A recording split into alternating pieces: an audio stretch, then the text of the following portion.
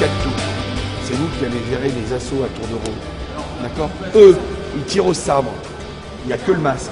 On est bien d'accord? 2 minutes, 3 touches.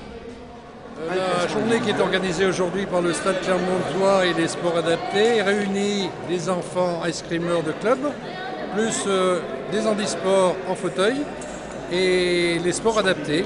C'est une excellente opération de cohésion sociale.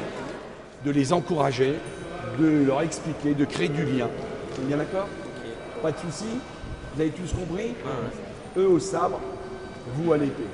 Ça va mieux là? Ça va mieux. D'accord? Bon allez, on y va.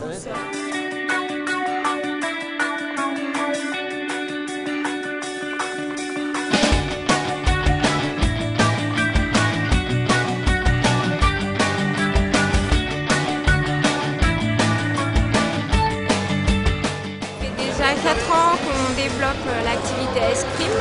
Donc en Auvergne, on a 1700 licenciés qui pratiquent régulièrement le sport adapté dans une vingtaine de disciplines différentes. 42 associations réparties sur le territoire auvergnat. Et l'escrime est une activité qu'on a proposée sur des journées de découverte qui a très bien fonctionné. Il y a une demande des éducateurs sur le terrain de pouvoir proposer cette activité au quotidien. Donc on a 3e qui pratiquent l'escrime sur de l'accompagnement éducatif avec des séances, environ 36 séances sur l'année. Donc voilà, on est vraiment intéressés et le public et aussi bien les éducateurs pour développer ce secteur-là et cette activité. Donc on réfléchit sur les propositions de réglementation puisqu'aujourd'hui il n'y a pas de réglementation sur la compétition. Donc pour évoluer au niveau de cette activité, on travaille sur ce projet. L'attaque est partie d'ici, elle a touché ici. Point pour Brandon.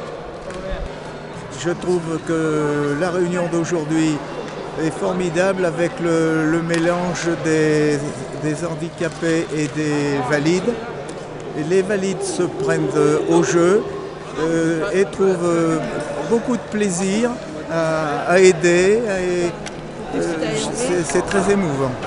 Tu prends le fil, tu appuies sur le bouton, et tu mets les 2 barres dans le trou et tu fais passer la barrette au-dessus. D'accord?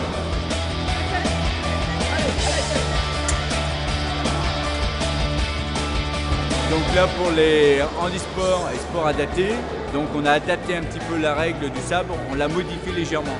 C'est-à-dire que pour les valides, c'est ce qu'on appelle les touches à partir du tronc jusqu'en haut, de la tête jusqu'au bas. Donc c'était l'arme des cavaliers. Là pour les handisports et sports adaptés, pour simplifier, on leur demande de toucher uniquement la tête. Voilà, tout simplement. Et c'est plus compréhensible. On modifie légèrement la règle, mais on garde le principe. Alors j'ai joué au Rocher Fleuri avec des jeunes avec moi et avec Frédéric qui ont joué à Limeux, on faisait quelques matchs. Ça permet de faire découvrir aux gens une discipline qu'ils ne connaissent pas forcément. Et puis ça leur permet aussi de sortir des activités qu'ils font en général.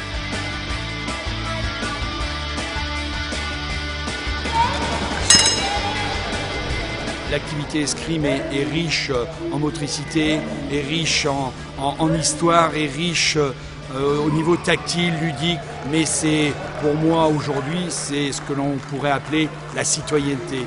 La citoyenneté de l'un par rapport à l'autre, c'est être capable effectivement de grâce à l'escrime, créer des liens, faire de l'intégration, de l'insertion, mais c'est surtout par ce biais-là, amener le résident, amener le jeune au sein de notre sport, pratiquer avec les gens dits valides.